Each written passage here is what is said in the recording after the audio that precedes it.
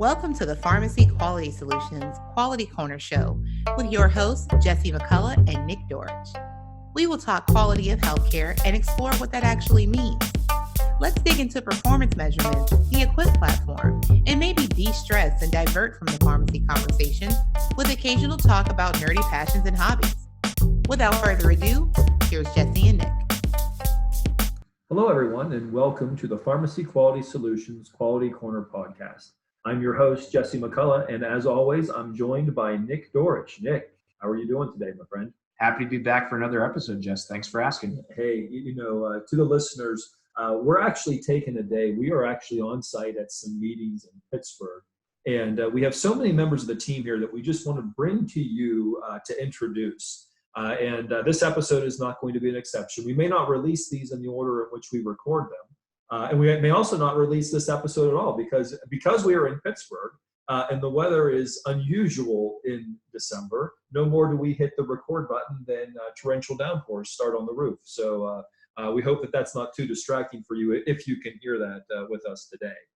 But in today's podcast, we want to talk more about quality in pharmacy and healthcare, and as an additional way that we interact with pharmacists. And one of the ways we do that is through our EQuiPP platform. And Nick, you've been with EQuiPP for a long time. What are your thoughts?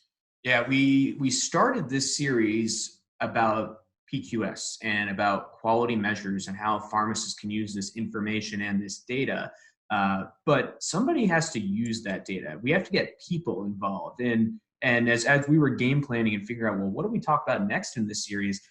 It kind of, hit me and us in our conversation. We need to talk more about the people and the interactions that go to that. So I think with that, we need to bring in some of the other members of our staff, particularly some of the people that are interacting with pharmacists day in and day out. So I think for today, let's bring on Amanda. All right, very good. We're going to bring in and introduce you, the podcast listener, to Amanda Malooley. Now, Amanda is our customer support specialist. And just so you know, whenever you log into EQuiPP or you're on the EQuiPP page and you see that support button in the corner and you click that and you send your message off, there is an actual real life human being on the other end of that. And that person is Amanda. She will respond to you and she interacts with you. And we're so happy to have her. So Amanda is here in the studio with us this afternoon. So Amanda, welcome. Thanks for having me here. I was really excited to have the invite. Well, absolutely. We could not be doing this podcast and be interacting with our pharmacy friends out there and not include you because you arguably spend as much time, if not more, than anybody else in the entire staff communicating with pharmacists. You do that on a daily basis. And I think we can use that as our jumping off point here today. We'll just jump right into some questions. What do you like most about working with pharmacists? Good question. So my absolute favorite thing about specifically my role in this company is I love to call pharmacists and talk to them on the phone and walk them through the process of how to improve their scores in EQuiPP, to measure confusions, to how to even log in. I've helped with that over the phone. My favorite part is just those aha moments. And I kind of work until I can get those. And if I can't get those, then I'm not going to be happy with it. So then I have to triage it somewhere else till we get that moment. And that's kind of what I like the most about working with pharmacists is that they ask a lot of questions. They're very to the point and direct. And that makes it much easier for me to do my job. So it's all around a very good experience just learning those things. So I'm sure many of our pharmacist listeners are probably nodding in agreement around the description for how pharmacists act. And while every pharmacist is different, and I know myself, I went to one school, Jesse, you went to a different school, but I think as you and I have just talked, we notice similar traits across many pharmacies. It's certainly a certain mindset. And we're going to talk more about that, I think, with some of these details. But Amanda, you've been in your role for the company now for quite a while. And through that time, it's been, different months, different times of the year, pharmacists have different ideas, different thoughts, or just programs have changed. So with that consideration, I think I'd be interested to hear, what have you seen pharmacists do that have changed their approach to quality improvement and how they utilize some of this information? Sure. So I get a lot of questions on, usually when people first open up their EQuiPP platform, they look at it and say, well, what do I do now?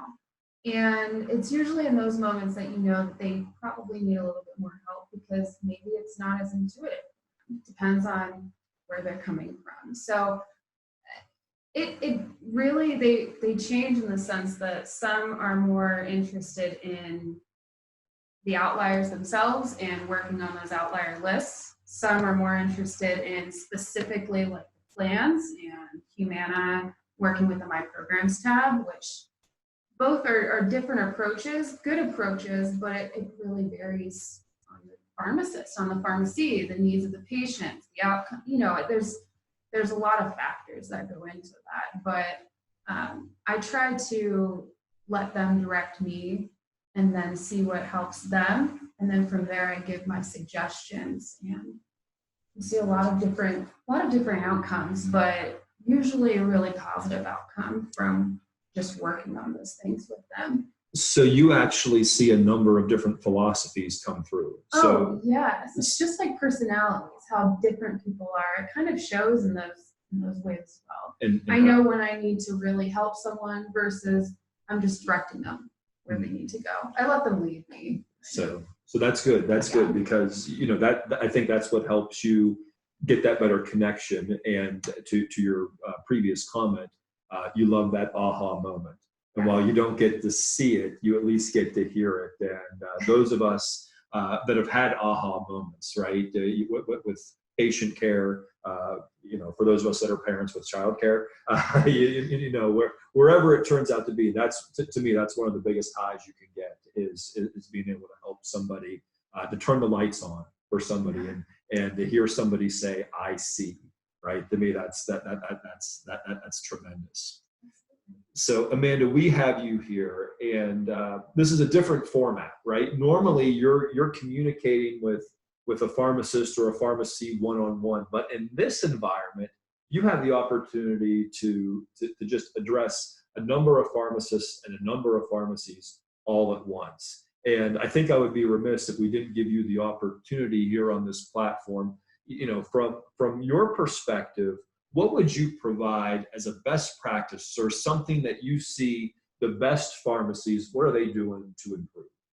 Yeah, so the best pharmacies are usually the ones that are sending me the most questions. That is definitely, that means that they're engaging with the platform the most, and we love the questions because then we know what are they asking, what are they confused with. But the best practice and in my experience that I've noticed is typically those who are working down their outliers, like with the actions tab, they often use those lists so that they can keep up and figure out month to month what is going on with this outlier. Why are they an outlier? Or if they notice a new one, they'll know that they're new because they're not completed in their list, so they can take action as soon as they hit the list.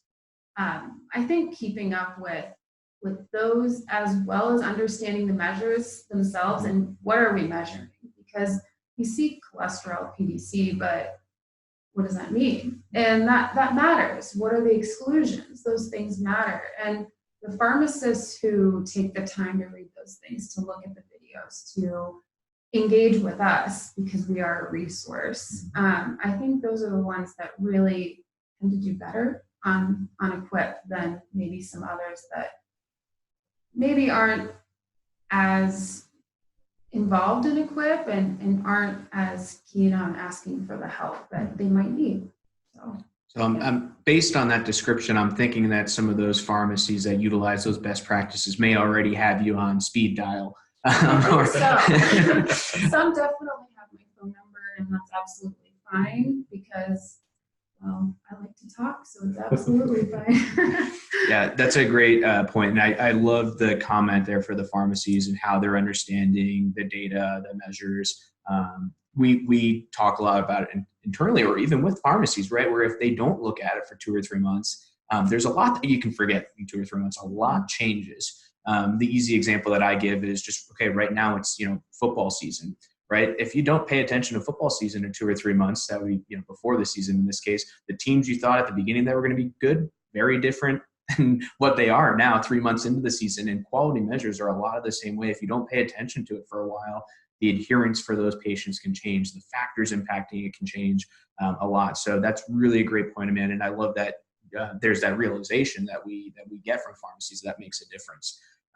So I think what we're going to look at, and this is something where we may get into it as far as a talk here for the three of us, but final question that I have, and Jess and I are both pharmacists. You are not.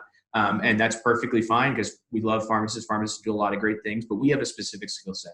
There are other skill sets that others have and that they can contribute to help pharmacists improve patient care and be a part of that process. But from your perspective, what do you think pharmacists do best? What do you think is their strong suit? Sure. In my experience, I think a lot of pharmacists want all of the details and they want it in a concise format. They tend to ask the very direct questions, as I said before, but that just means that they want to learn more, and that matters. They want as much information consolidated as quickly and as accessibly as possible. And I appreciate that because I can be the same way.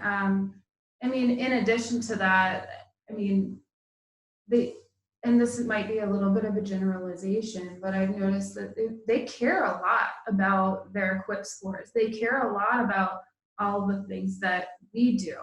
So when I get calls or I call a pharmacy, when I know that, there's confusion or there's something that's really bothering them about our platform, they're more than willing, when given the opportunity, to give us all the suggestions that we need here.